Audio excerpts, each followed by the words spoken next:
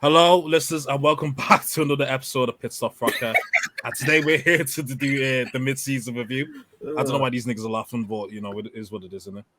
Anyways, joined today to do our mid-season review is none other than J.M. Huss, MKA Martz. How are we doing today, brother? Fisherman, you know. I'm good. Not better than Kwame though. We were waiting to hear some of his stories, so we get through. Kwame, right now, listeners, if you're listening, I recommend to watch the YouTube at least for the first 5 minutes. Kwame is looking like one of those dodgy undercover feds.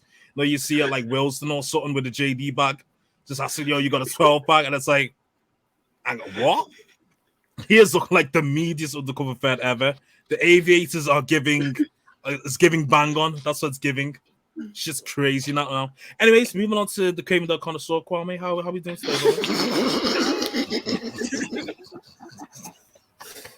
today, I'm enjoying sitting with someone, fam. I got my knockoff aviators I got from Sashi Market in Korea.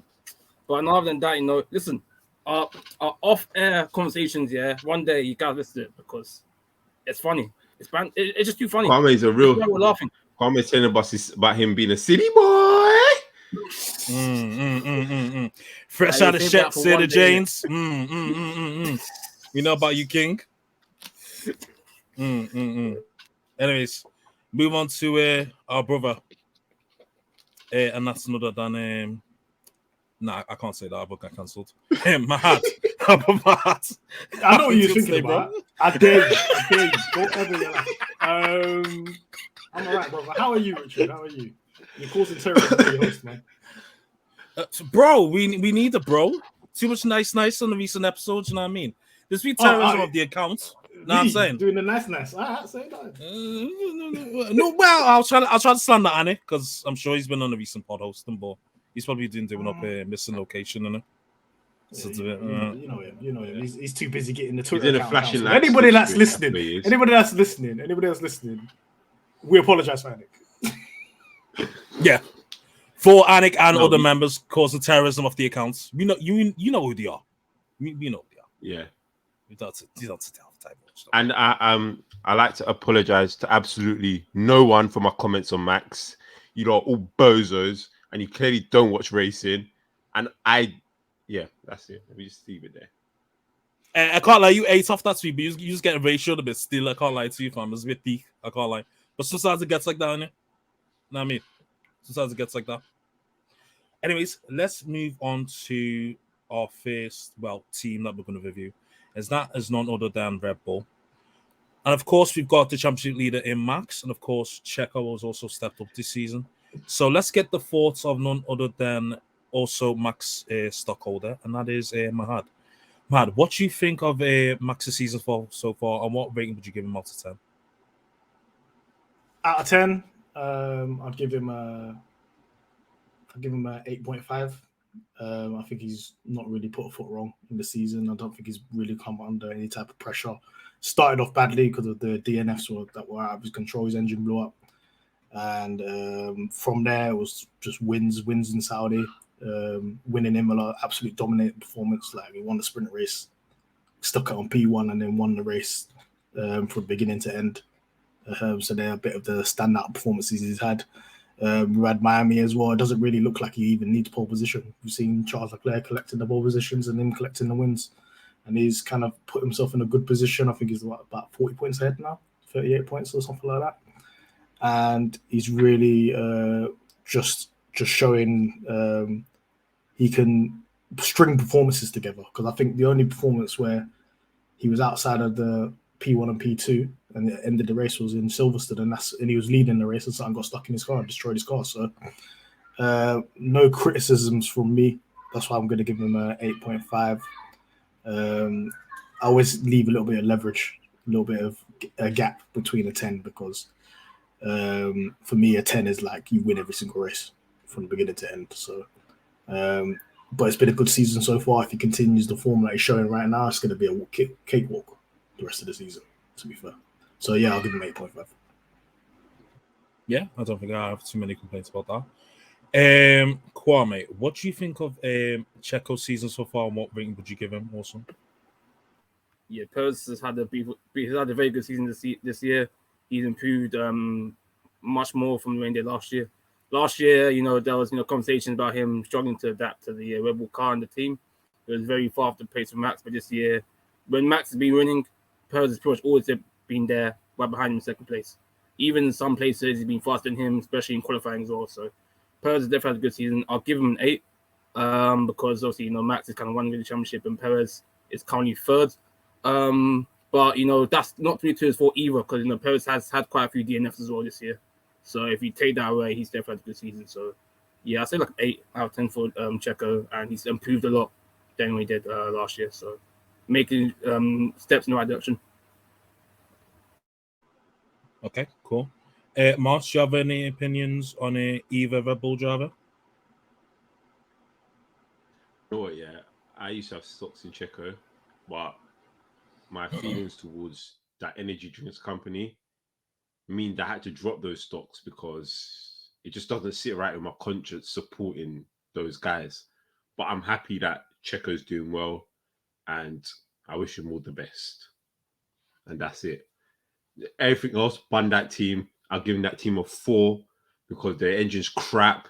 Yeah, their team principals see you next Thursday. And let's not even get onto that old man that should be dead. Yeah. Well then, that's an interesting take. Can you give me a rating for each driver at least, rather than executing threats, please? So I'll give him Max. Max ain't done much wrong. I mean, I don't think his racecraft is great, but he's still winning the races. So I'll give him an 8. I'll give Checo a 7. I mean, I think he could do better in some races, but he's been there in the thereabouts. He's improved on his quality, and yeah, not much I can complain about, to be honest. Yeah, I think Max is obviously having another stellar season. To be fair, he's been top 2 since 2021. Yeah, I give him. Yeah, I think a 10 would be too much because, as Mahad said, you've got to be absolutely perfect to basically get 10. So I'll give Max a 9. I think that's fair. Checo, he stepped up a fair bit this season as well. So and I'll give him an 8. So yeah, I can't really fault any of those ratings, to be fair. Now let's move on to the next pairing, and that is Charles and Sainz. Mahad, I'm gonna come to you on this. What's your thoughts on Sainz this season so far? Well, compared to last season, it's been a bit of a downer. He's kind of struggled to adapt to this new car. I think somebody mentioned that it was kind of built more towards Charles's driving style. So there's been some adaptability issues. It started well in Bahrain, so P2 on the grid when they locked out the front row and won the race 1-2. And then from there, I think it just got a bit too sticky for him, especially like Australia, DNF there. Imola was a bad weekend, but he's there and thereabouts within the podiums. He's collecting them here and there. So, and then when he thought he's back into it after the back of Silverstone and getting his first win and first pole, 100% conversion rate on that. His engine blows up from a probably guaranteed P2. So, and God knows what would happen if Charles Leclerc had the clutch issue, the throttle issue that he had, and Sainz was behind him without his car blowing up. It could have got into a little bit of political situation. So I think overall in the season, if he came into the season thinking, yeah, he's going to wipe the floor of Charles and stuff like that, then he's underperforming in that manner. But if you're just looking at it as being a supportive teammate and just being within the team and putting in strings of results and getting podiums and getting points for Ferrari, I'd say it's been an okay season. I'm just going to give him a 6 so far. I think there's been some big lapses, big shunts in Miami and stuff where that shouldn't really happen. And you kind of have to see it as if there was another driver on the grid in that position, let's say it was a Hamilton or a Russell or Alonso or whatever that was in that seat, would they have performed better than Carlos Sainz this season? I'd probably say yes. So Yeah, I'll give him. Actually, I'm not even gonna give him 6. I'll give him 5.5. Actually, Martin. Martz, your thoughts on Shaw's season so far? What rating you'd give him?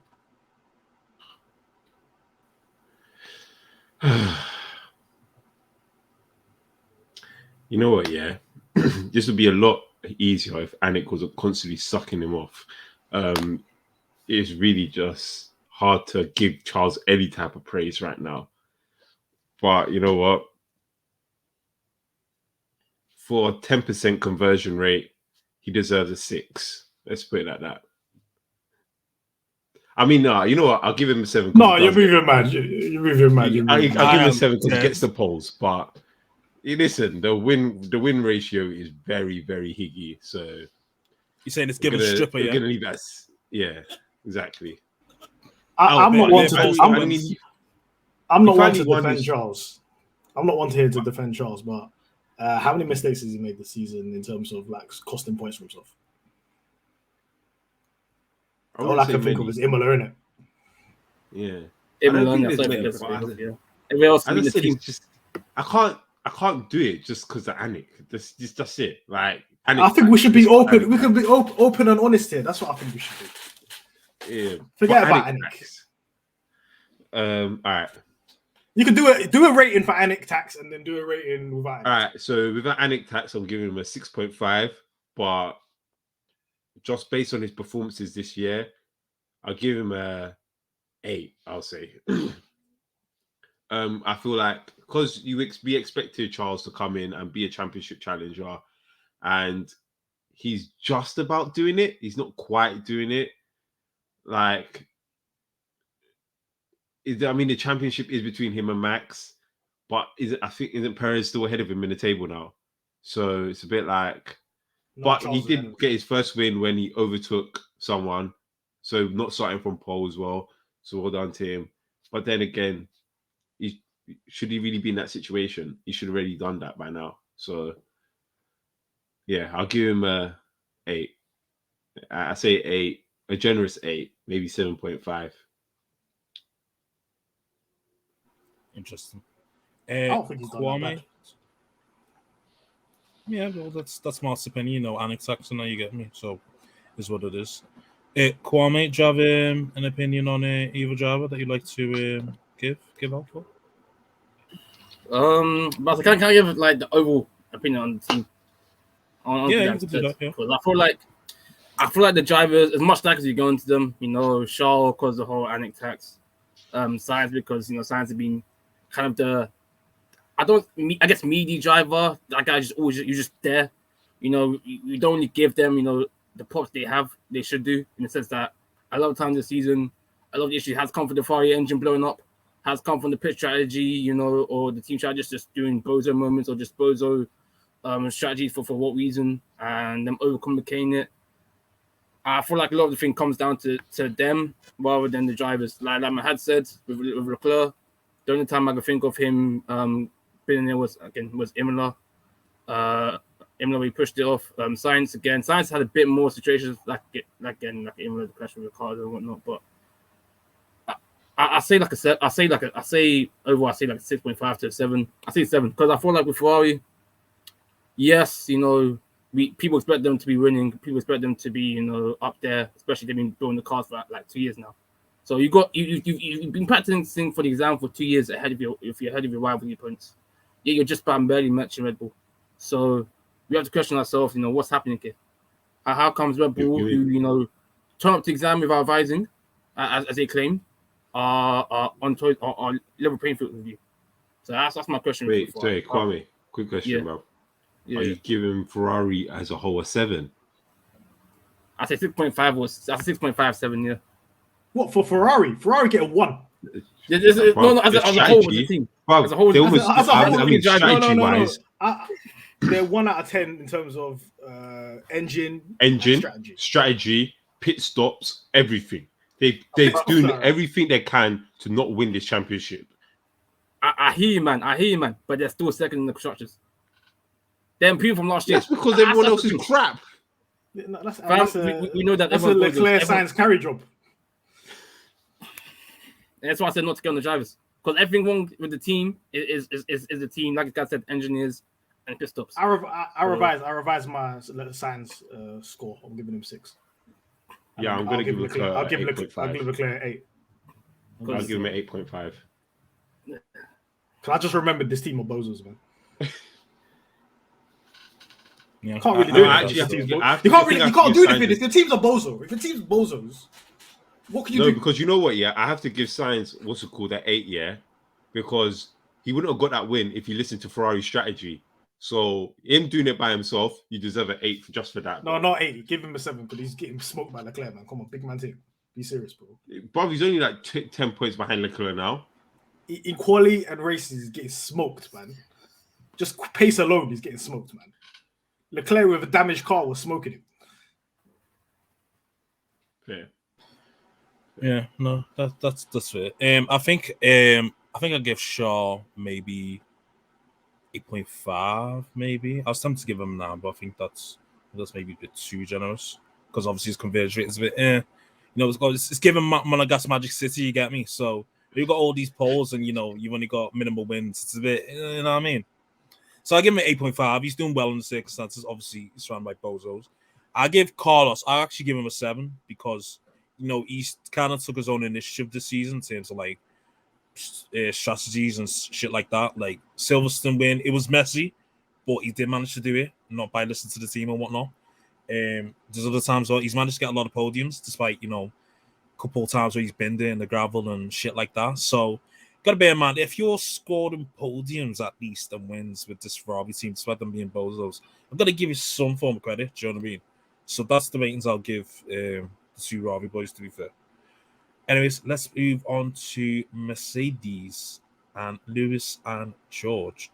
Martz, I'm coming to you for this. You have quite strong opinions on Lewis. What's your thoughts on Lewis this season? I suppose I'm just setting you up to get cooked, but yeah.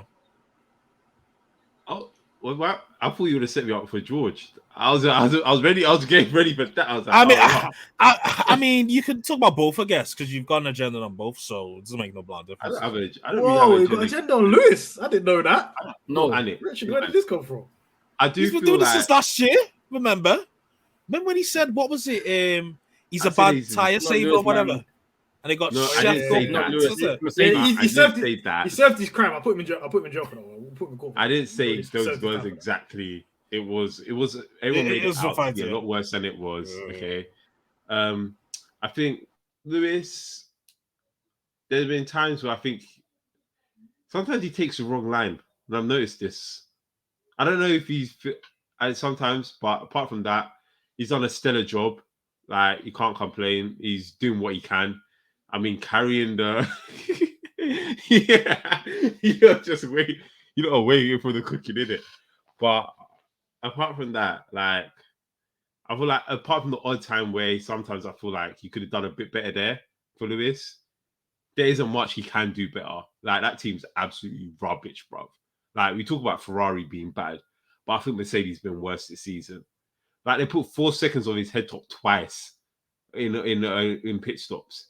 That's unforgivable right now. So, and then obviously helping the team to actually get to a point to where they actually stop the porpoising as well. That was mainly on him.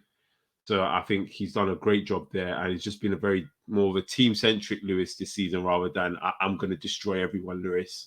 So for that, I'm going to give him 8. Obviously, he hasn't really gone on to do anything exceptional yet, but he's capitalized on the chances. George, why you always plus 30 behind, brother? You're always plus 30, plus 40, plus 50. But you know what? It is where it is. He's done well. He's settled into the team well, and he's taken advantages of any capitulations at the front, and I'll give him an 8 as well. See, I can be fair. Maybe you change your ways. I don't know. Maybe it's the hat. Who knows? Anyways, Kwame, what's your thoughts on Georgia's season so far? As one of the guys, who's been backing George from a while, I feel like he's been a very good season. People have been seeing the real George this year. You know, we can get tired of hearing the stat, but the stat still remains. Every race is finished, this guy has got top 5 or above. And in that car, has been, you know, it's impressive. That car is just like I said, it's just a duddery of a car. It's just trash. It's a what's them pogo sticks, fam? That's basically what this car is, man. Go up and down. Like this car, it's not a car. It's a boss. Like it rattles, it shakes. It's a trolley. It's not a good car. And still, this guy is getting consistent top 5. So he improved a lot. Obviously, as well, coming from Tina Williams, I feel like that could have helped him in the sense that they've had a bad car, and he's kind of had to. He's been known as a guy who's been great good with telemetry and testing and giving feedback. So I feel like that would have also helped as well. I feel like he's mentored Lewis as well. There's been no kind of, you know, kerfuffles or arguments in his team. I see he's what? Sorry, like, could you clarify that? Sorry, could you just clarify that? Well I heard you say worked well with Lewis. As it helped. I didn't mean help. We worked well with Lewis. In the sense that don't back out now, brother. No, I didn't see. I say that's what I meant. It's helped him that he's been with Lewis. That's what I'm trying to say. Okay. Well, English is Cat got your tongue, brother. You're stuttering, bro. My point is not the first time this weekend. Can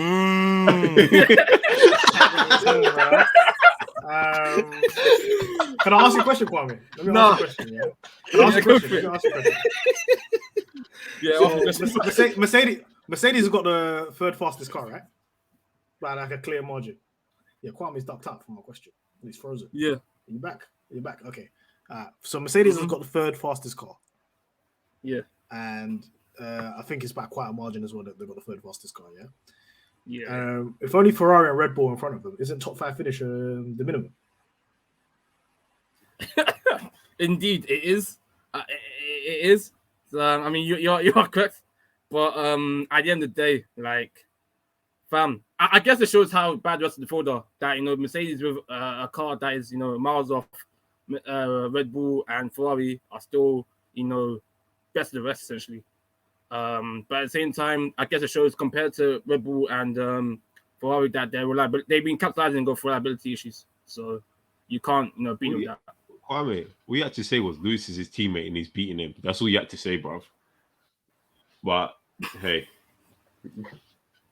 No, Lewis been having a good season as well, man. Like, Lewis has been having like a good season as well. Like, yeah, Lewis has been like that. I think for Russell, yeah, I think his benchmark and what he was coming into the team to do is just to be better than Bottas. I think if Bottas was in this situation now, he wouldn't be doing too well. I don't think he would be doing too well. Nah. I remember Bottas last season in preseason saying this car's undrivable. That's the W12, let alone the W13. So I think, is he doing better than what Bottas would do? I'm gonna say hypothetically yes. He's getting podiums, he's getting top 5 finishes. I mean, Bottas was always plus 50 behind Max as well, so I don't. Yeah, so yeah, he is. But the car's rubbish. Bottas was top 50 seconds behind in a bloody W11. What are you talking about? I'm just saying everyone's plus 50 in it. Interesting. But when Lewis had a car that had race pace, I mean, he was like, fighting. But I don't. Certain men are happy to be getting top 5 plus 30 plus 40 plus 50. No, but it's really what it's okay. So it's really what your expectations are. Are you expecting him to be better than Lewis or anything like that, or are you getting at people that saying that George is better than Lewis? Because I just think he's just doing a stellar job anyway. No, yeah, George is doing his job. If you're being fair, he's doing his job. But I think that he can be closer to the pack than just letting them get away so quickly. Like after was the last race? I think Austria. He was like 10 seconds behind after 10 laps, and bro, can you just be a bit closer? To try to keep up. If you're 5, okay, I can understand 5, but 10 in 10, that's a bit mad. Yeah, no, but car was destroyed and whatever. He's using spare parts and that. And it's just there's a lot of caveats. I get you trying to say it's still scary though. Yeah. Well, I get you trying to say race pace, race should be better, and you should be closer to the gap. I get it, but at the end of the day, you have to look at the circumstances of that car, and that car, like you said, it's just on the field of its own, so it will be 5, 10, 20 seconds off the Red Bull and the Ferraris, and I'm not disputing any of those things. Etc. Yeah, there are caveats to it. But I'm just saying, like, it'll be nice to see him be a bit closer to the pack than what he is at the moment. But hopefully, in the second half of the season, he gets that, and there's no more damages to the car. There's no more excuses for him, but he is able to keep up with everybody else, and maybe he might get his first win this season. But I already told Robbie this year that he's not, so I'm sticking to that. The onus is on Mercedes. The onus isn't really on the drivers for that to happen. They need to close that gap. The gap is scary, man. The gap is scary, bro. I'll give Mahad, because the drivers, like I said, they've been doing what they can. They've been doing all they can do. They've been getting the podiums. They've been getting the points. We've seen Lewis been battling out with the Ferraris and with the Red Bulls in Silverstone. We've seen George, take advantages of when the Ferraris have retired. So the drivers have been pushing the car to where they've been, where the car shouldn't be, even the porpoising. So like Mahad said, it's really, really on the team, the mechanics. No, you know what? Yeah, sorry, scratch that. I'm giving both drivers a 9 because the porpoising they had to deal with, that is ridiculous, bro. That is ridiculous. I'm giving them both a 9 just for that. 9? So they get extra point. Yeah, just for the porpoising, bro. They ain't even put it on the front backs, row, bro. Huh? They haven't even put it on the front row, bro. You can't be giving them but this is porpoising tax. This is porpoising tax. Yeah, this isn't about how well they've done. The fact that they've had to deal with that, and I'm not just saying for Lewis, yeah, I'm saying for George as well. I'm giving them both a 9 or 8.5. Ladies and gentlemen, nobody can accuse us for not being Mercedes biased because we are Mercedes biased. Here we go. We're giving them more than a Red Bull and Ferrari driver. We all got our different biases. You know what I mean? I'm not giving them that, but Martz is giving them that. Well, you could get how you live, I guess. Mahad, what's your ratings for them then? For both Mercedes drivers? I'm giving them both 7.5. Both 7.5. Can you explain your reasoning for this, please? Because I can't give them more than Charles or Max. Because you haven't won a race. Not even a cheeky 8, no? Cheeky 8.5, no? No. What? 7.5, 7.5? They're doing what they... I think they're maximizing what they've got. Both have had a bad race here and there, and I think they've been overall consistent. I think their objectives are different to what the other teams are, and I think they're more about just trying to figure out how to make this car better and be dealing with the rubbish that's been given to them. And it doesn't help when you get slow ass pit stops. You got weird strategy. You got all of this going on in the background. You got your people like damaging your car, damaging you with the car. That doesn't make me say, I'm going to give you a 9 or a 10 if you haven't won a race. That's crazy. So I'm just going to have to give them a 7.5. It has to be capped at that for me anyway. I'm not giving any of these drivers 10. Are the only people that are going to get above Charles and Lewis, George and Lewis, so it's going to be Max and Charles, and that's only because they've been winning races and sticking on both. So that's the kind of logic behind it. And I gave Charles an 8 and I gave Max an 8.5. So nobody's getting 9 in these ratings today. I'll tell you that now. No, I hear it. I get it. I think for me, relative to the circumstances, I'll give Lewis 8 and George 8.5. They've been very consistent. To be fair, well, George has been more consistent than Lewis. Lewis has been relatively consistent while given the circumstances, obviously because of the experimenting and blah blah blah and shit like that. And he has shown like a lot of good race pace as well. And he also had a good race in Spain, where he got from basically last to like 4th, was it, or 3rd? I can't remember what it was. That's the drive of the season, isn't it? Yeah, I'm giving Toto. Yeah, exactly. That's. I just want everyone to know that I'm giving Toto 2. Well, because they said people have got targets on their back and they can't actually physically see the target because it's a dot in the distance. Hey, let's not make Anik happy right now. Let's just move on because I know he's smiling. This is his part right now. Little nasty youths, I know. While he's getting a tan in Hyde Park, shit kind of crazy right now, Bill. Let's keep it stepping. Anyways, let's move on to the Papaya Boys. Mahad, I'm gonna come to you since you're an alleged McLaren fan. Talk to me about both your drivers this season and the seasons that they've had. Why am I alleged? I'll bloody do a TV show called McLaren Fans TV, bro. How can it be alleged? It's full-fledged. What are you talking about? Daniel Ricciardo. Let's speak about him first. Daniel Ricciardo is getting a 2.5.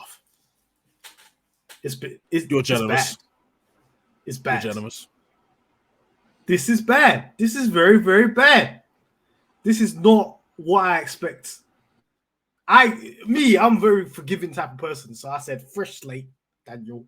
We're going to do it again. We're going to just like rehash it with new cars. You've been helping develop it. It's been steered more towards you than Lando. Let's see what you can do. First race, car was absolutely horrendous. Arrest James Key. It's got nothing to do with the drivers. Bahrain was just a complete write-off. And he finished ahead of Lando because Lando was on some weird-ass strategy. Then we get to Saudi. He was running well. I think he was running the points. Car broke down. Engine went. So I allow you for that. Then you get to Australia. Australia, you was nowhere near Norris. And then Norris had engine problems. And then the team told you don't overtake him.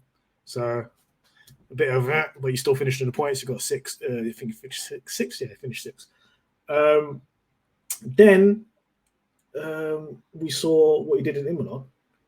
Having an absolute howler, crashing into Carlos Sainz. It's just, and then we saw Monaco, and we saw all these other races. He did well in the little, that little Baku race, but then we see Silverstone again. It's just been an absolute yo-yo, and there's just no consistency there. He keeps complaining that he can't find grip. I don't know what you're talking about. Like your teammate is putting 3 times more points on your head top, and the car's not even built for him. Where do we go from here? It's like it's crazy issues. It's confidence issues as well. If it's a case of the car doesn't suit him, or it's just this generation of cars doesn't suit him, is Formula One slipping away from him at this moment in time, and it's kind of scary because you kind of see little glimpses here and there of him doing well, and then it's just taken away again because he just doesn't have the pace. He just doesn't have it in him at this moment in time. And hopefully it turns around. He's come out with an Instagram post saying, "Look, I'm fulfilling my contract." Basically, man says, "I want to accept more money." He's not going to run away from money, which is common sense. So it's something McLaren have to deal with in the long term because he's generally not going anywhere this year or next year. So it's just really hoping and waiting. It's like when somebody's in a coma and just hoping they wake up. That's where we're at the moment with Daniel Ricciardo. So 2.5 for Daniel Ricciardo. Lando Norris. He's maximizing the machine that he's in. He said from like the first couple of races he does not like this car. It's very difficult to drive. He still managed to be basically the front of the midfield in terms of points. The only person that's not in a Red Bull, Mercedes, or Ferrari that has got a podium. And he's consistently within the top 7. Like I think the last race in Austria kind of conceptualizes everything about his season so far because the car was meaty, car was horrible. Man said, I don't even feel confidence pressing the brakes. That's how this is the car they've built. And then even in the race, he's having loads of issues. He get 5-second penalties, put in his head as well. Car was slow, and he still finished 7th. So he knows how to reach the ceiling and limit of whatever vehicle's been given to him. So for me, I'm going to give him a 7 out of 10 for the season so far. Let's just hopefully it gets better, but I don't think it's going to get better for McLaren just in general.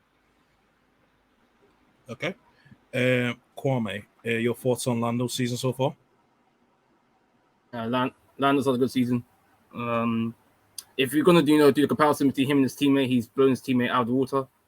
His teammate is actually drowning in the ocean, whilst Lando is swimming perfectly, backstroking them things there. I mean, like Mahad said, his only driver outside the top 3 teams to get a podium, which itself, screams about how well, he's been doing. I feel like he's been doing what's needed of him. But he's been vital to McLaren this season because if without his points, McLaren would not be 4th in the constructors. They will not be best of best. I mean, McLaren are joint on points with Alpine, and McLaren have got a better car, in my opinion, than Alpine.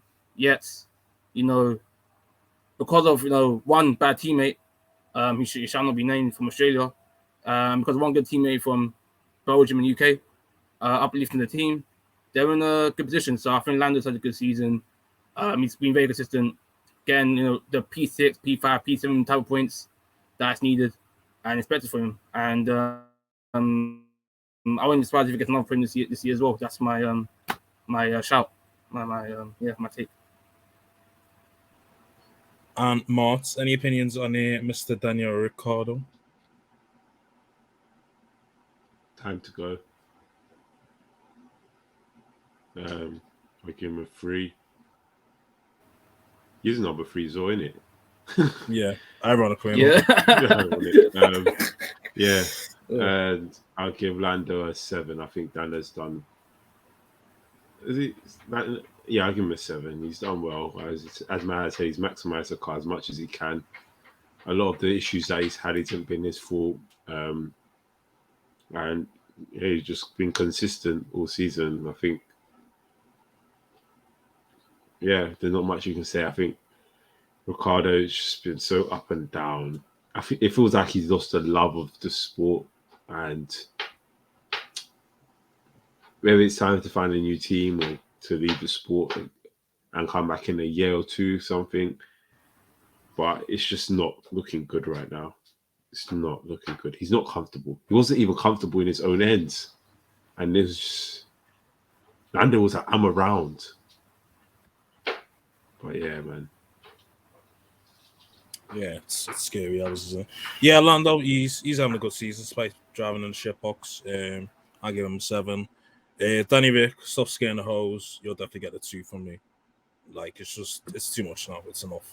I find it mad as well, before we move on, bro, how Lama had said, apparently they've actually been, kind of focusing the team around Danny Rick. They've been building the car around Danny Rick as well. And this year, it's just still no improvement. So I really don't know. I mean, he needs to watch out because, I see him doing these Insta notes like he's Mark Rashford or somebody like that. Likes getting cancelled on Twitter, but he needs to watch out because them indie boys are right behind him, man. Them indie boys right behind him. What? How many man did McLaren sign this week? About 4 man? Maybe like Saba with Manisha. They signed Bear listen, Man. We're like bosses of Hogan Bear Man. Cash Money Records, baby. We're building. And you shook, yeah? So McLaren have got they've got a record label. They've got a record label starting. They've got a Power League side. They've got Bearman on the sidelines. Danny Rick needs to watch out before he ends up like one problem with tire and gets sent back to NASCAR. Because it's sad to see because this was the sweetheart, as people were saying, of F1. And now he's just there. So I would like to remind people that McLaren signed Daniel Ricciardo to be the number 1 driver in the team. I just want to remind people never liked him. We talk about the bench. No, I'm just saying, like when he was initially signed, he was signed as the number 1 driver. So therefore, if you're talking about standards and what you should uphold, you should be upheld as a number 1 driver. Not just like, he did well. Da, da, da. If you're viewing Daniel Ricciardo, he should be viewed as the number 1 driver, and he's underperforming. 100%. Can't agree more with that. Anyways, let's move on to some mid and Espanacon. And that is the Alpine boys. Can I start? Martz. Yeah, of course. Listen, Ocon, you're getting a 10, brother. Just for packing in that ugly you, bro. Come on, get in there. My God. Martz, I'd like to remind you that Ocon was ahead of... I'm putting you on mute, Mahad. This time last season, Ocon was ahead of Alonso. That's right. And how many wins does Alonso have in the last 2 years? Huh? How many wins? Okay, he won Le Mans twice. He won Le Mans twice. He won Le Mans. Is that F1? Is that an F1, brother? Le Mans. I don't think that's an F1, brother. It's Le Mans, actually. It's Le Mans, actually. Le Mans, not Le Mans. That London in you is coming out too much. Listen, South London. It's Le Mans. Do you know where Le Mans is South Circular, bro? Herne Hill to Catford. What are we talking about? 24 hours, bro. Shit. On the real though, yeah, Ocon's done well. We started off really well. He got so especially after last year where he looked very shaky at the end of it. He's come back, he started off well, and hopefully he continues this streak he's on at the moment. The OAP, he's doing stuff as well. He put second in whatever race he put second in. He put second on the grid, not winning, like second in place. He didn't get podium because he's not good enough. But he did get second for quali at one race. So I suppose he's doing okay as well. So I'll give him a 5. But yeah, Ocon getting that good 7, probably a 7. Definitely a 7. Hey man, this guy. Man say one race, like Canada is not one of the extreme qualifying hotspots in this grid. Man say one race. Like Hey, Kwame. It was raining. Hey, Cool, raining tax. Kwame, don't let me text on my your team, man. baddies shit that you're cheating on them, bruv. What's got to do with this? What's that got to do with black man F1? don't cheat? Huh? Yeah. I listen, I don't care, bro. Black man don't cheat.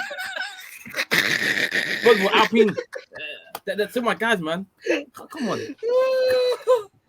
Shit. Oh shit. Yeah, Kwame, do you wanna speak on your boys then? Or Mahad? Yeah, man. My friend. Oh, how do you want to go for it?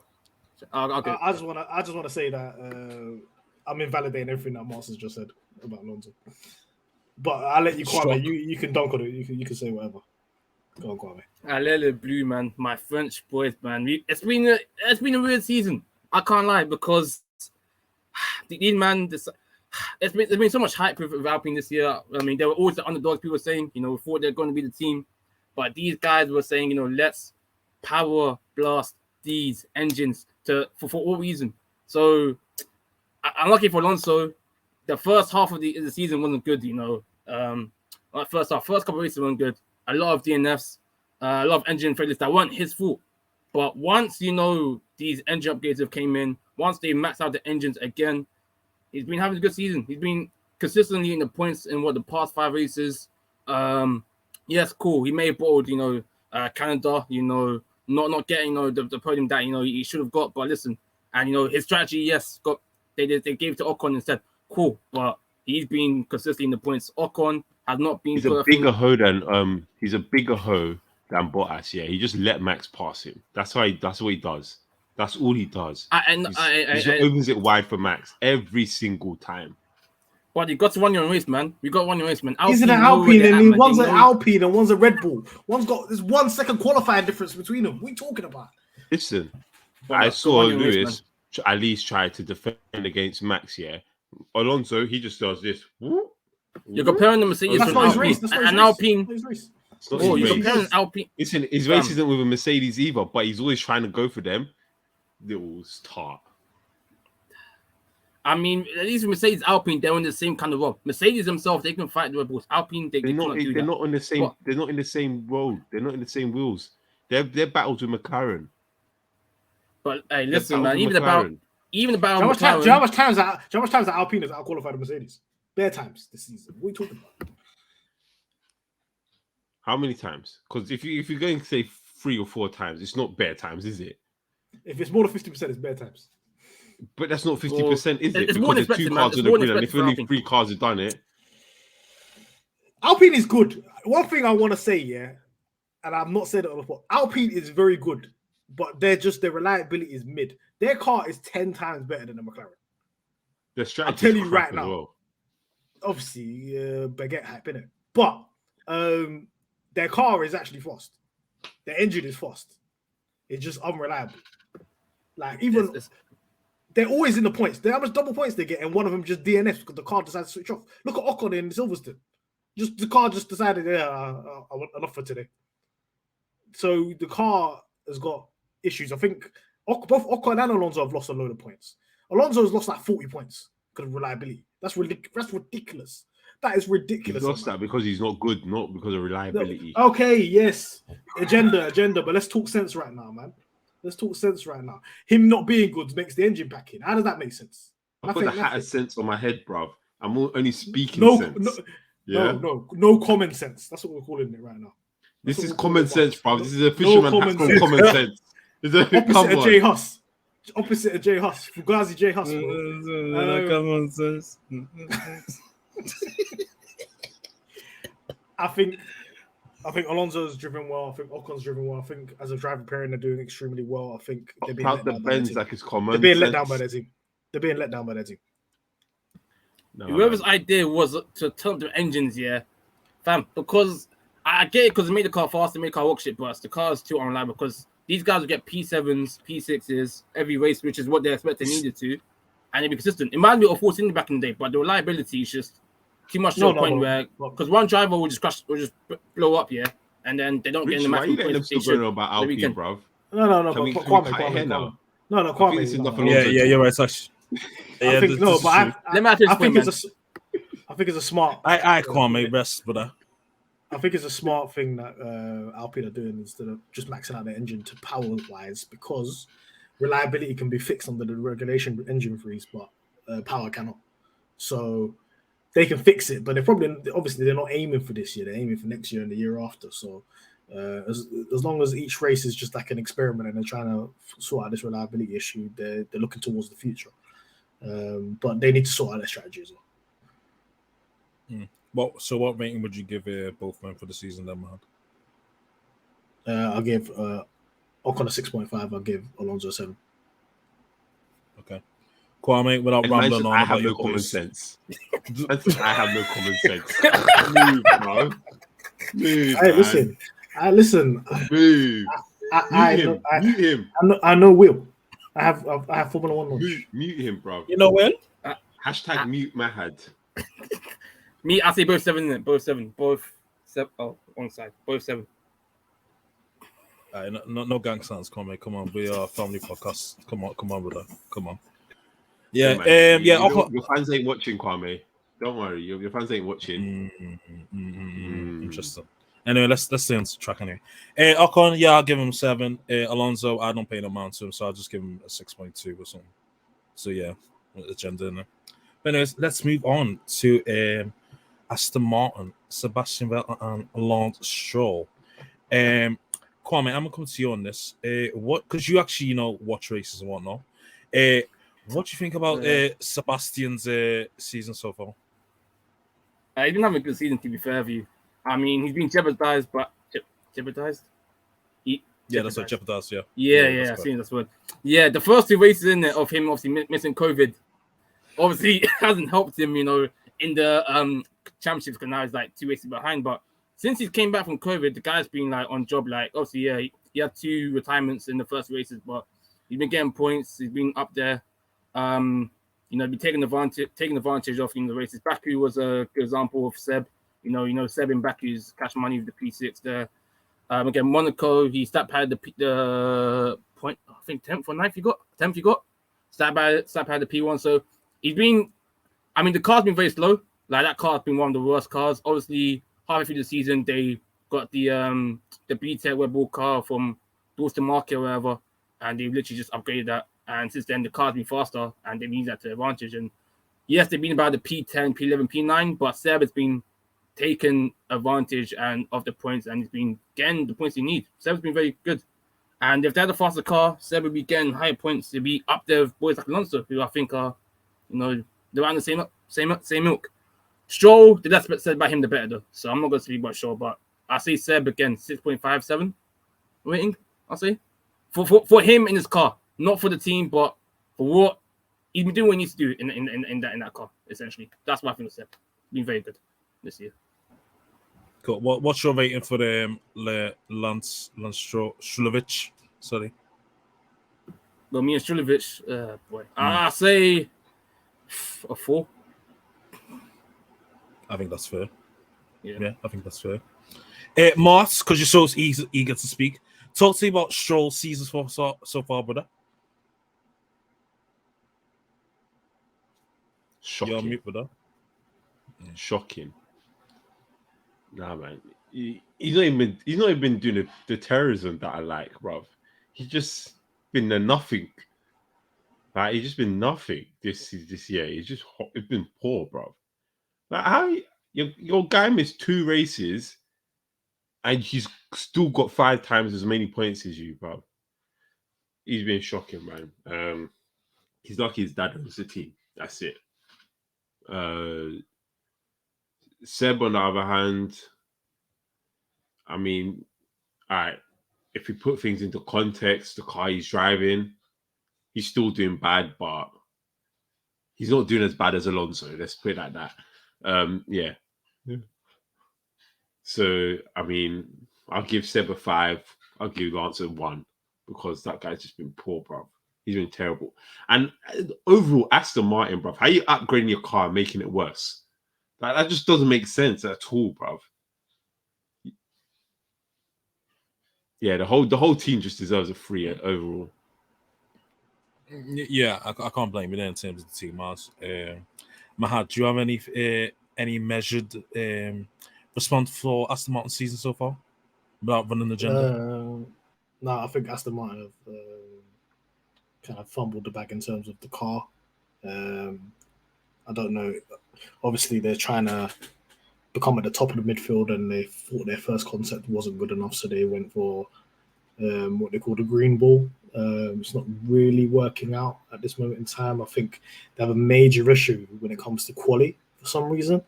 Their race pace is fine, but it's just quality. Like if you're starting back in the grid, who cares about your race pace? What, just going from 18th to 12th?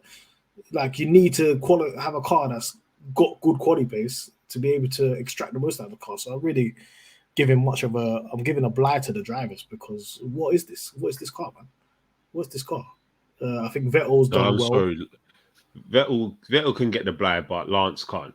He's been shocking, man. I'm sorry. Lance majority of the time he gets knocked out in Q1 majority of the time. If we're looking at his results, so he's 12th, 13th, 12th, 10th, 10th, 14th, 16th, 10th, 11th, 13th. So he's moving the car forward, not moving backwards. You know what I mean? Okay. So the car's he's got race pace there. So they're doing these weird strategies like where Vettel just pits mad early and just goes long. You know what I mean? Because they know they've got the race pace there, because it's just the quality pace is just horrendous. So in comparison to each other, Seb's doing extremely well compared to Stroll.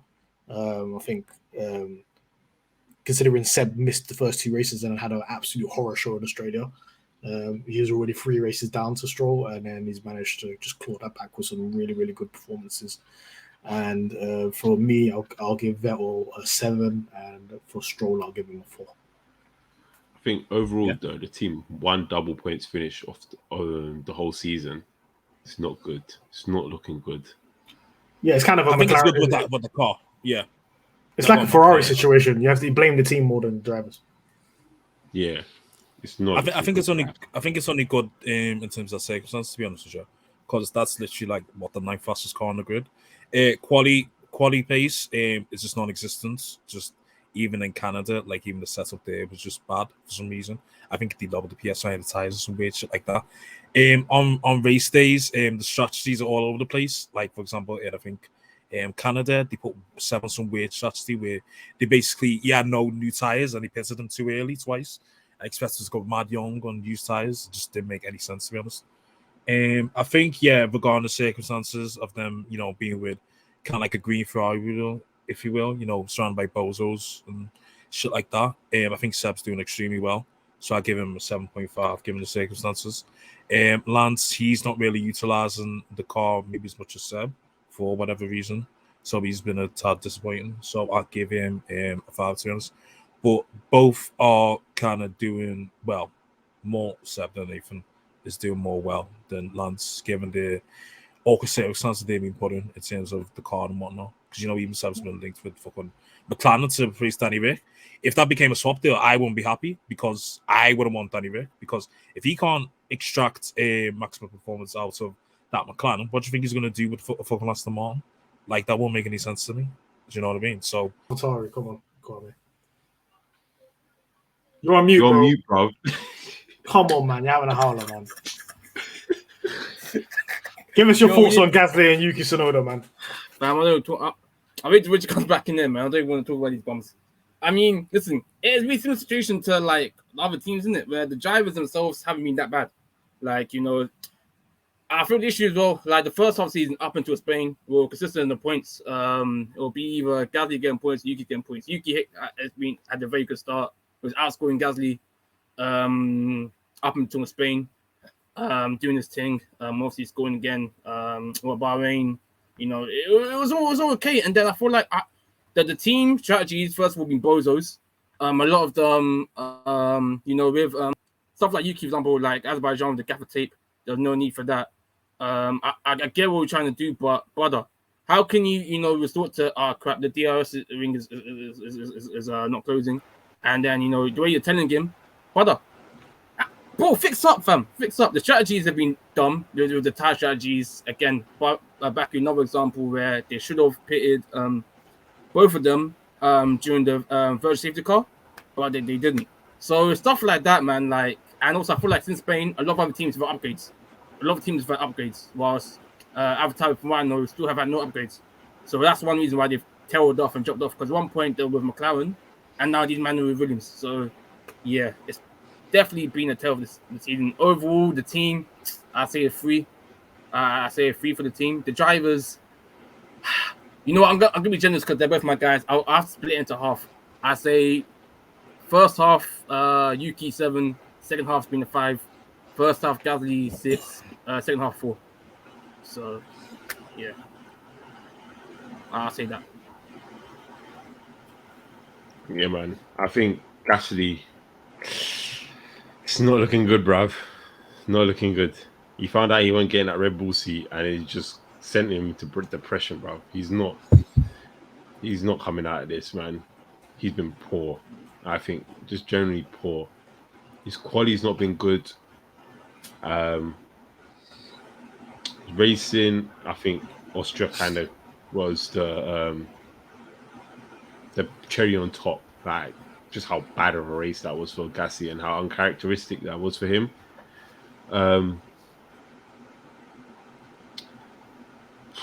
Yeah. Well, I don't know, man. Yeah, Gasly's been poor. Yuki started off really well.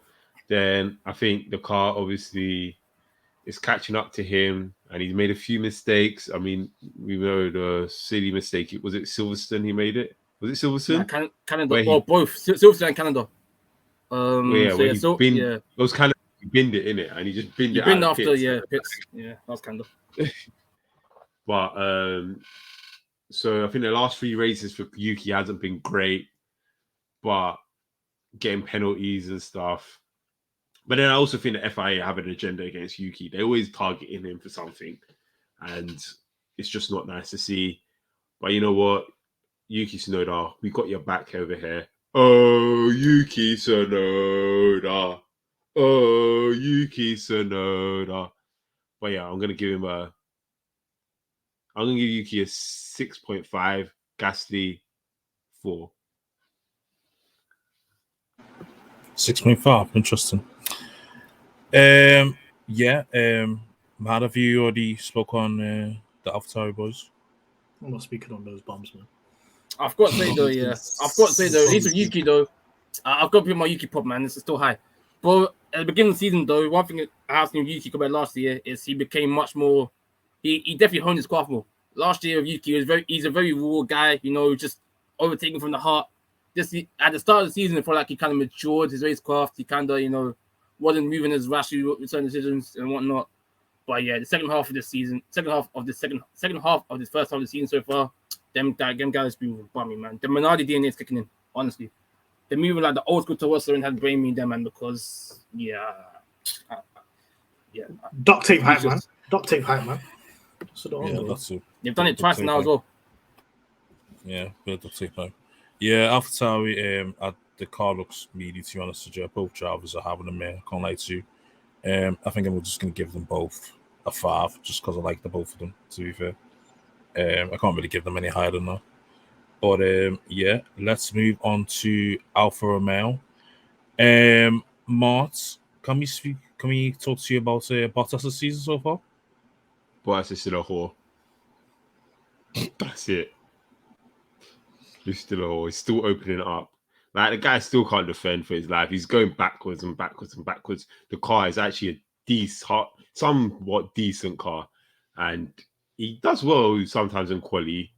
And then he just kind of falls behind. I don't know what he's doing. He had a good first race, and that was it.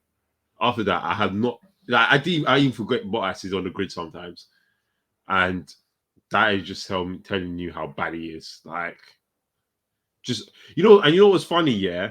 Like, I said Max can't overtake on the outside, and all the videos everyone dropped, yeah, were of Max overtaking Bottas on the outside. That's how I know he's a whore. The guy's not good, bruv. Not good at all. Not good. I'm sorry. Max is talking to the guys on the outside. I didn't want to say anything to you, but bare drivers. He's done on the outside, bro. Yeah, you got cooked for that one. Yeah, you got cooked, and you deservedly get cooked for it because he's done bare drivers, including Hamilton Listen, on the outside. No, he hasn't. No, he hasn't. Because there's no video evidence of that. No one dropped evidence What, of that yet. Brazil 2000, bro? They dropped the whole thread on you, on your head top, bro. No, they dropped. I didn't. To be honest, I muted the tweet and I just stopped looking at it. After I saw that, I saw a bunch of them and I muted it and I just stopped looking at it. But all the videos I saw was of Bottas getting overtaken on the outside. So the guy's still a whore. It doesn't matter what happens, yeah? He's still where he is. He hasn't improved. He's still the same old Bottas we all know. He's not good. Zhao, on the other hand, I mean, he's having a bit of a yo-yo season. He's sometimes good, sometimes maybe shit. You don't know. He's the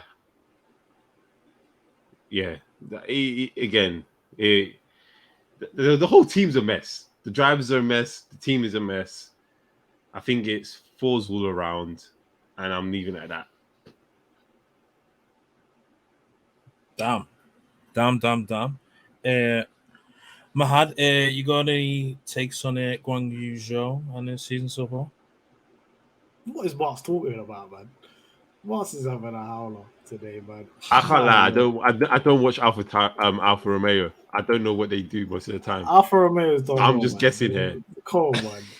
Bro, they've had a good season, man. Even me, we were Zhao Zhendo, the biggest Zhao Zhendo here. They've had a good season. I can't lie, but I'll let them have it. I don't think they have. I feel like they've messed up strategy wise. The car's, as I said, the car's good, a good car, and it's sometimes up there, but sometimes it's the sixth fastest car on the grid. Sometimes it's the fifth. Just depending on it's a toss up between them and the Haas, but the drivers are always falling backwards. Like I keep on seeing it all the time. They're just falling backwards. What are you talking about? It's the opposite. What are you talking about? No, it's not. They're falling backwards. Okay. Bottas, 6th in Bahrain. Engine packed out when he was 6th in Saudi. 8th in Australia, 7th in Miami, 5th in Italy, 6th in Spain, 9th in Monaco. He's consistently in the points, bro. Man, you heard the Max fans. I don't watch F1. You heard them. Come on, man. Let's be serious right now. Alfa Romeo's made a good car. They're the only ones that actually don't have porpoising. They're one of the only teams that actually hit the weight limit. They've actually, if you compare it to what they did last year they were meaty.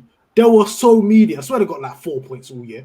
They were meaty. Look how much points they got now. Oh, Bottas has got like 40-something points on his ones. So I think the team's made a great step. I think they're getting plagued with their engine issues, especially Bottas. He's the number one guy that's getting cooked by Ferrari right now. Man had 1 million engines last year. Now he's got 1 million engines again. So it's just his luck. I think Bottas has done really well, especially in comparison to the teammate. I think he's absolutely destroyed him. But that's what you expect when you're with a rookie. So for Valtteri Bottas, I'd give him 7. And for Guan Yu Zhou, I think for a rookie year, it started out good because obviously he scored points in Bahrain. And then I think just in terms of quality pace, he's just off it compared to Bottas for a long period of time as he adjusts. And then he's gone through a little remontada post-Monaco. And he's driving well and he's just trying to get to grips. So obviously rookie tax and so on. So for me, I'll give Zhao a 6. I think he's been much better than a certain surname driver on the other side in Haas. And he's got a good chance of holding on to his F1 seat. I take it back. I just looked it up. I'm sorry, Bottas, you're not a whore. You're a slag. It doesn't. Nah, to be fair, I'll speak on Bottas. Not as bad as a whore, but he's still where he is, isn't he? Now, about to say, like, I agree with both of you in the sense that, like, okay, that Alfa Romeo car has been way better than it was last season. Therefore, last season, they were the second worst car except for the Haas. Giovinazzi and Raikkonen, their man getting 2 points. It was trash. They've improved it to the car. They've definitely improved in the car. They've obviously got the Ferrari, packages, whatever. They've pushed them up to the field. They've definitely worked on their car. I feel like with Bottas, what's been happening for him is he's been qualifying very, very high. So Bottas's 1 lap pace is still there from obviously his Mercedes and Williams days. So getting to Q3 a lot of the time, we get that P8, P9, whatever. And then But at the same time, like similar to Martz, I somewhat agree with him says that his racecraft is still racecrafting is still racecrafting in the sense that he still hasn't been taking advantage of the high qualifying positions, and a lot of time he does drop down like 1 or 2 places to like P7, P8s, and he does kind of just hold his position in a sense. But at the same time, like Mahad said, he's been getting the points, he's been consistent. P5, P6, P7 in the points. He's been getting the majority of the points from Alfa Romeo, so that's what's been needed for him. Zhao, on the other hand, I'll try to be quick. I feel like there's been a lot of hype with Zhao because is new rookie. Cool. His junior work was a bit meaty, but he did get a point in his debut, and he hasn't been, I feel like though because we have people like Mazepin come in, our standards are quite low, but even though he has been, in my opinion, a bit farther paced from what I expect to rookie compared to his teammate, he hasn't been that bad. He has been, up there doing overtakes. He has been, he has got points. Unlike certain drivers not in their first season, and he has been, again, below my expectations personally from rookie. I expected to be, if Bottas is getting P5, P6s, I expected to get P10, P11. You've been getting like P12, P13, but you're getting the points and you're not crashing it. You're not doing problem crash. You're not bidding it.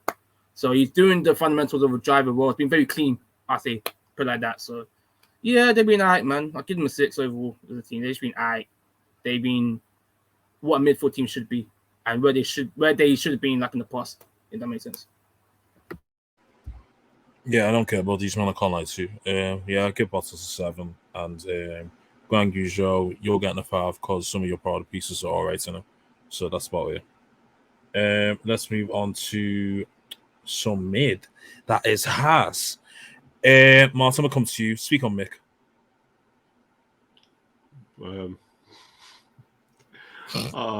He's without running agenda. I want agenda, but I want agenda, man. I'm contemplating whether to or not, but I mean, like the grid baby, innit? Michael's son. We could finally call him Michael's son. He's finally got some points. He took his time, but yeah, I mean, Haas has done all right. He's done okay. He's been unlucky in a couple of races in terms of reliability issues, and the car just blown up on him. I think it was Canada where he was almost got into the points, and then the car just let him down. So it's he's had his bozo moments, but then also Haas have had theirs as well, where they've held him up in pit stops and he's dropped down the grid and he hasn't been able to make it up. We saw in Austria how he was racing against Lewis, and I think that's some of the best racing we've seen from him in a while. And yeah, as Chris said, he starts off slow, but maybe we're seeing the best of him now. So still got a long way to go before you think I change my mind about him. And him potentially being a world driver champion for Ferrari, but he's starting to get onto the right path. K-Mag, fresh off the street, and it's just kind of just crashing it on everybody in it. If he's not crashing it, he's finishing in the points. So K-Mag's doing all right as well. I'll give Mick a 5 because really, like, it took you too long to get your points. K-Mag, I'll give you a 6.5, just coming off the streets, but the terrorism's too much at times, man. No, yeah, I agree. Yeah, with Haas, Mick, last 2 races, he's been really, really good, to be honest. Especially in Austria, he was brilliant, to be honest. I can't lie to you. Ended up watching it back because obviously I was too busy two-stepping a wireless. But no, quali, sprint race, and the 4 race, Mick was, yeah, he was definitely deserved driver today. Give him 6.5. Kevin, he's been all right as well. I'll give him about a 6 as well. But yeah, Haas has been all right. Wait. Did you just give Mick higher than K-Mag? No. I gave what did I say? No, sorry, I gave him a 6. No, I gave Mick a 6. I gave K-Mag a 6.5. A 6.1. Okay, cool. Yeah. Only because his last 2 races in around. I also would have gave Mick lower. But yeah. Let's move on to our last 2 for me. Yeah, as well as well, I mean, as I said, the new points, give it a 5. Do you know, for people that are saying like Mix should be ranked higher and all that kind of stuff. He's like performed 25% of the season. He's been mid for the rest of it. So we're doing our recency bias, no? I ain't talking about composure, man. Composure. It's been 2 races. Let's give him Canada. Kwame, let's give him Canada. Let's give him Canada. 2 races. 3. 3 races. Canada, Silverstone, Austria. Does 3 races out of 11 make you? Oh, look, he's turned it around. He should be ranked higher than he should. I still think he's a 3 out of 10. No. I will say you can put some recency bias into it because that is almost 30% of the season, and he's showing that he can do things. And let's face it, he did it in a sprint race as well. So it's an extra race, so it's like 4 races he's done it in. So I'll give it to him. I'll give him a 5. I don't think he's been that awful. He's had some good quality sessions as well where he's got into Q3. So it's not, let's say, like, he's been awful quali and race. For the most part, a lot of it was just race. So he's done well quali, and the last 3 races he's done extremely well. So yeah, I'll give him for me, he's had a bit of a mid-season, so I'm not giving him anything higher than a 5. And I'll just be generous. I'll give him a 5. I guess we make as well, because being on the back of the 3 races back to back, we've had Canada, we've had Silverstone, we had Austria. I guess that's kind of where, even though yes, it's biased because before that he was a 2-pack of mid. Because it's been 3 back to back, you kind of give him the benefit of doubt. So yeah, listen, I joke making it, but I think like he would actually be like a decent job. I think like Hulkenberg level in it. Hulkenberg's my guy. So before you I'll give Mick a 5.5 then. Yeah, he's been meaty for most of the season, but I say last 3 races he's been solid. 5.56. So 5.56. 5.56. I say. Yeah. No, it can't be. It can't. You lot's opinions, isn't it? That's why we have a podcast, brother. I'm more leaning towards Mahad's side, but I'm trying to be generous and not run an agenda. So I'm gonna say 3 and 6. 3 and 6. I got stock still in it. I got small stock, so I'm a bit biased, but I still going to. Because why not? Cool. Let's move on to Williams. Not that anyone gives a shit, but I guess we got to speak on them. Do we have to? Do we have to? No, I'm saying Latifi exactly. 0. Yeah, 0 Latifi. 4 for Alpine. I want to say Latifi 0 now, so I don't need to speak about it. I just want to say Latifi 0. Yeah, I could speak about Albon, but no, actually, no. Latifi did well 1 race. I'll give him a 1. Silverstone, he was cooking at Silverstone, low key, and then he dropped back. So if you don't get points, man, I don't care. So we're gonna give him 1 point for dunking on man at the beginning of a race. He's dunked on a couple. For his standards, that was impressive. For his standards, and he got in Q3, bro. He got into Q3. Okay, we'll give him 1. Yeah, not 0. We'll give him 1. I'll give him a 2. I'll give him a 2. Because for the who did he dunk on? He dunked on a couple, man, like legit, not even fake dunk. It was that he got himself. Oh, the start, it's the start. That's like Russell Zhao. Yeah, Russell Zhao. Well, them man crashing it. Yeah, but he avoided all of that. All of them crash. Yeah, because elite, man. Elite. No. Yeah, man. Yeah. Albon's done well, man. Coming off the street. Albon's doing well, man. He's got all their points. Is he come off the street? I mean, he was like driving. He was in DTM. He was in DTM. He was in DTM. That's the streets. Yeah, but he was doing recreational driving as well. He was doing all the recreations of the crashes. Yeah. And he was developing the Red Bull that's now basically. Exactly. That's out now. He's not really off the street, but not like K-Mag off the street. But one thing I will say, he's packing Latifi like senseless. Like Russell didn't even beat down Latifi like this. He's beating him down. Chef nasty. Shit's crazy. I don't know whether if Russell came to him in the paddock and gave Albon, because I know they're like best friends and that. Russell just told him, "Look, this is what you gotta do." And then Albon just did it 10 times worse. Just he's even getting preferential treatment, bruv. I was getting preferential treatment, getting the upgrades first, everything. Shit kind of crazy. Albon's not well, man. Martz, what's your rating? 6 for Albon. Kwame, without ranting into a novel, what's your rating for the Williams boys? Albon 5.5. The TV a 1, man. I respect it. The TV 1.5 for me. Just because she's No, gone. don't, why you keep adding it? Why you keep adding on each time, bro? I did not know. No, at one point, listen, the TV gets to Silverstone's Q3. rent free. Listen, the TV gets to Q3, yeah. That's one of the greatest moments in Formula 1 history. No shit, fucking Latifi is. Let's get to Q3, bro. No shit, this guy is. I swear Rain to tax, you, bro. He Rain packed tax, the rain rain tax. tax. No, but he packed his teammate. His teammate had upgrades. He didn't even have upgrades. The team didn't even have upgrades. Albon did. that's what makes him more impressive, bro. But whatever. Then he Okay, I'm not dumped him hyping on over the mid. I'm not hyping over mid. This is a meaty combo. I'm not hyping over mid. Let's move to Lisa's questions because she's got a craze right now. Scaring all the hosts. You get me? Anyway, listeners' questions. How are we rating Let's the move to F1 season so far, though? Are you rating the F1 season so far? the whole season so far? I Yeah. give it like That's a good question. 8. 8, yeah, I think 8's fair.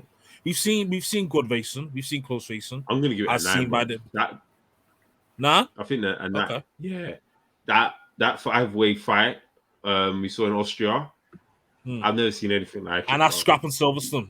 Boy, that was But these new Yeah. cars, yeah. these new What? cars are doing their things in the old school circuits, man. We need to stay within the street circuits because these street circuits, Circuits are meaty, man. fam, is too small for these cars. These old school circuits, you've seen the proper racing, you've seen the corners, you've seen 5 cars going to. I've never seen it before. 5 cars going to the corner, overtaken. Mad. That's We're what gonna see 5 cars in Eau Rouge. Watch. When they hit spot, it's gonna be nuts. Yo, It's gonna get nuts. big man thing. I can't wait No, for that. but I can't wait. I'll give the season. I'll give season an 8. I think. Actually, no. I think overall racing, I'll give it a 9. But just like in terms of jeopardy at the front, in terms of the championship, I'm just going to give it an 8 because there's not really any compared to like last season. There's no jeopardy for the title right now, unless Leclerc and Ferrari turns things around. Yeah, Listen, Mercedes I'll are give it an finishing ahead 8.5. Ferrari. Yeah. Boy. It ain't like a 2020 season when just Hamilton's stomping on everybody's head. Man told the grid back the curb. That's what he was doing in 2020, bro. You know what I'm saying? So Shit, crazy. But yeah, it's definitely an entertaining season. And anybody that's out there that thinks these regulations don't work, blah blah blah, just hold that, man. You just need to hold that, man. Yeah, you're wrong. I agree 100%. Anyways, let's move on to listeners' questions, and the first one is off. I don't know what no one's. What's one's at local snow FL4KE. Okay. Does Esteban Ocon deserve a Mercedes seat when Lewis leaves? Hell no.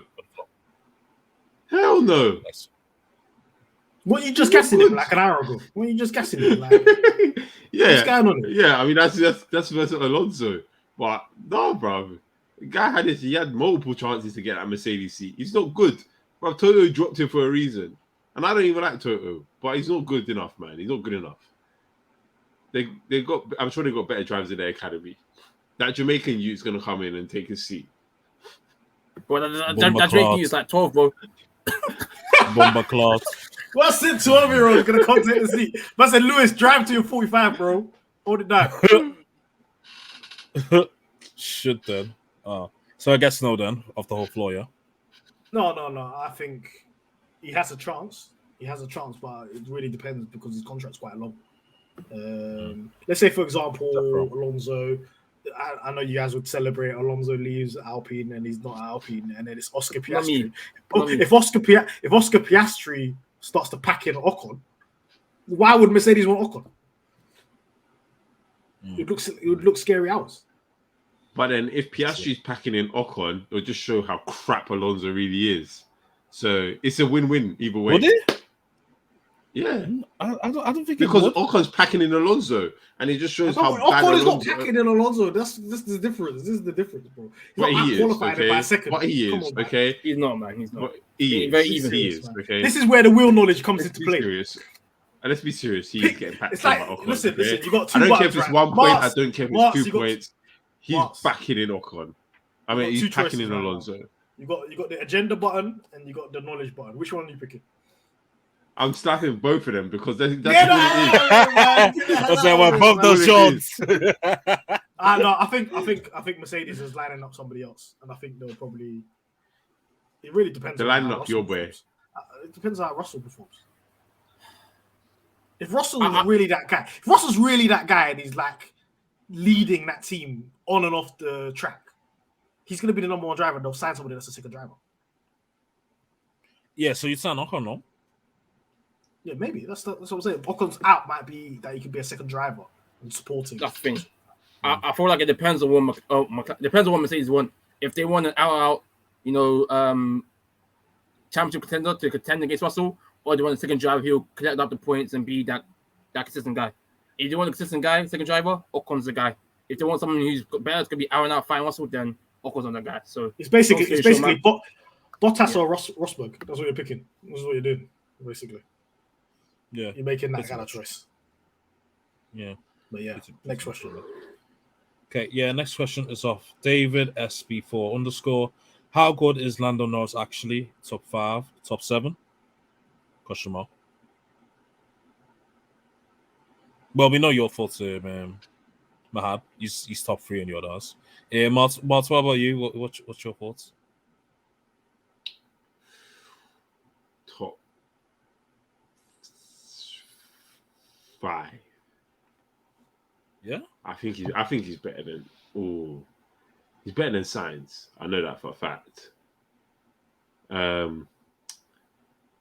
think you know what? Yeah, Is he better than Russell? I don't. Huh? Do you think he's better than Russell? Yeah. no I do. way. Do you think he's better? You think he's better than Checo? What? No, I think Checo's better than Russell, and I think Checo is probably number 4.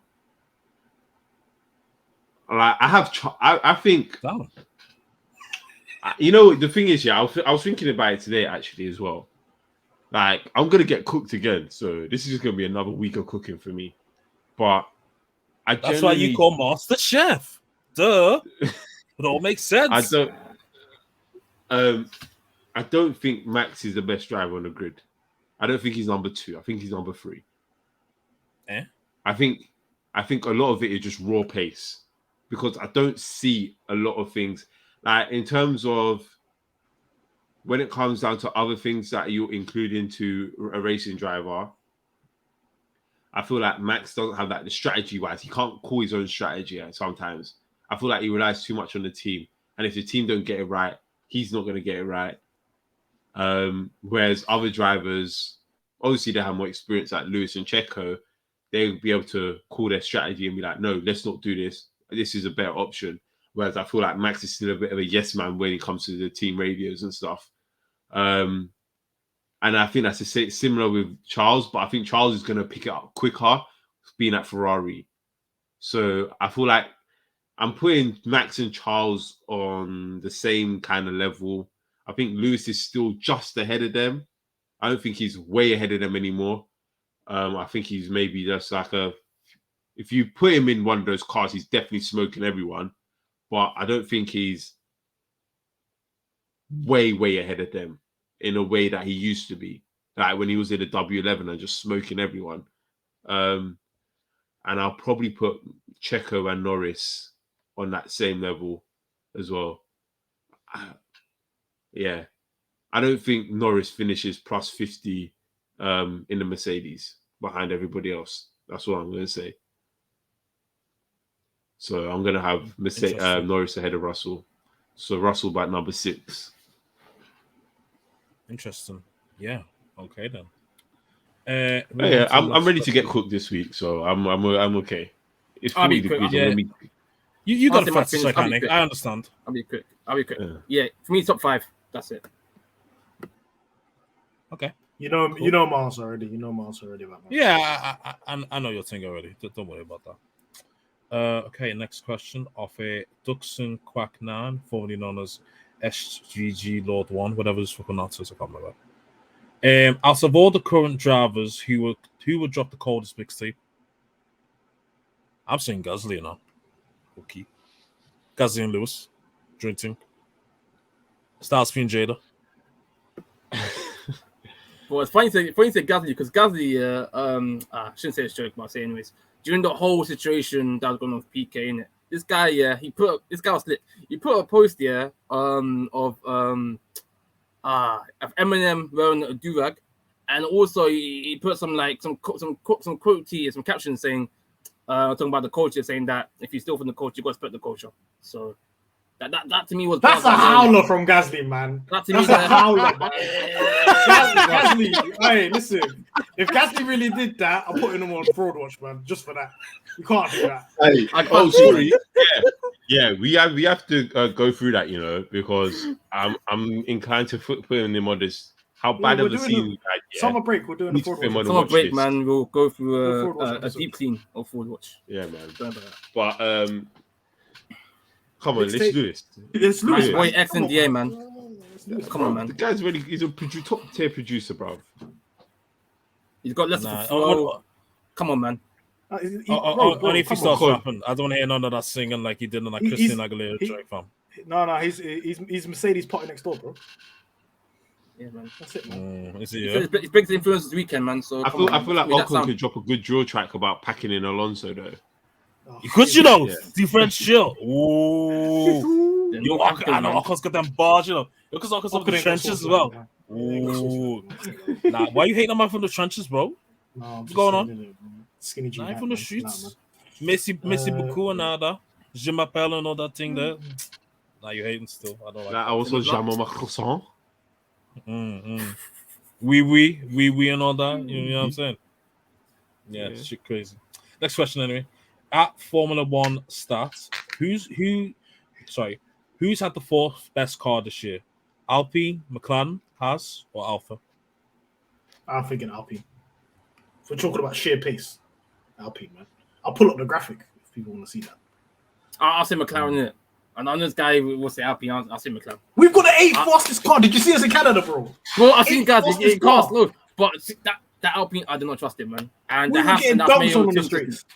So, yeah. Bro, I've seen my team. I'm not going to lie. I've seen my team get dunked on by Haas's and Alpine. So you can't say McLaren. I feel like it's the Haas that has. It's a toss up between Haas and Alpine. I think Haas is has the fourth best car. Haas is fast, but it's very. The Haas a lot of the time Haas loses points. Yeah, it's because they're doing dumb stuff. So it's not like to say they're slow. They're just doing a lot of dumb things. So I feel like it's a toss up between the Haas and Alpine. Again, both doing dumb things when they don't need to. So yeah. And then if they didn't have Mid Schumacher for the first 8 races, Haas would have a lot more points. So,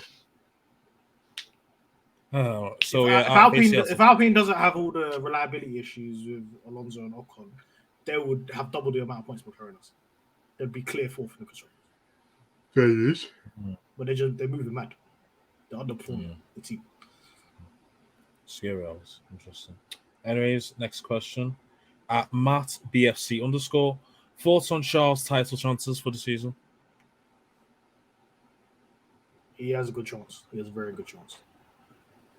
Personally, I think if Ferrari continue what they did in Austria. So Mahad, that means you have faith in Ferrari. Your words. He's lying against him, I know. Okay, that's the question. Look, what's the question? Does it say Charles or does it say Ferrari? It says Charles. I think Charles has a chance. I don't think Ferrari has a chance. Especially constructors. Ferrari's going to fumble constructors. Yeah, they're finishing P3. They might even finish behind Mercedes if they carry on. They are. They're finishing P3. But if Charles continues to, ignore his team and for the better, like how Sainz does, and kind of learns that he needs to do that sometimes. And if the car is as fast as it was in Austria and compared to the Red Bull, it really depends on development progresses as well. If the Ferrari could really just make a car that's rapido and just doesn't blow up until the last lap, then he's got a chance. But a lot of the stuff's out of his court. And but yeah, they're definitely. I say there's a 50-50 chance they can still win the title. I don't know. Okay. Moving on to the last question. At _ Uze Saeed _ since we've passed round 11 out of 22, what have been your top 5 drivers of the first half of the season and why? So we'll start off with you, Martz. Max, Charles, Checo, George, and Sainz. Okay. Kwame. Max, Charles, Perez. The same thing, isn't it, man? George Sainz, the same thing. And Mahad. Max, Charles, and Checo Perez, George Russell, Lewis Hamilton. Okay, that's similar to mine. Mine is Max, Charles, Russell, Checo, Lewis. Yeah. So yeah, we've got similar ones. Cool. Okay, and that is all for today's pod. Thanks for tuning in. If you got this far, please don't forget to follow us on our socials on Twitter and Instagram under Pitstop Fracas. Make sure to obviously subscribe on YouTube under the same name, of course. Make sure to also follow us and give us a review on Apple Podcasts and Spotify on both platforms. If you give us a 5-star review, if you get to 250 on at least Spotify, I will be giving a prize away. Just remember that. Oh yeah, of course, once you get to 1,000 subscribers, I will be giving a prize away there too as well. Also, if you are interested in getting F1 merch for the summer, especially because it's heat wave, if you're listening to this on a Monday or Tuesday, and you want to be drippy, but but stay cool. Do you know what I mean? When I get F1 merch, make sure to click on the description below, and that will take you to the Fanatics page where you can get any team merch that you desire, whether it be Ferrari, Mercedes, Aston Martin, McLaren, whatever team merch you desire.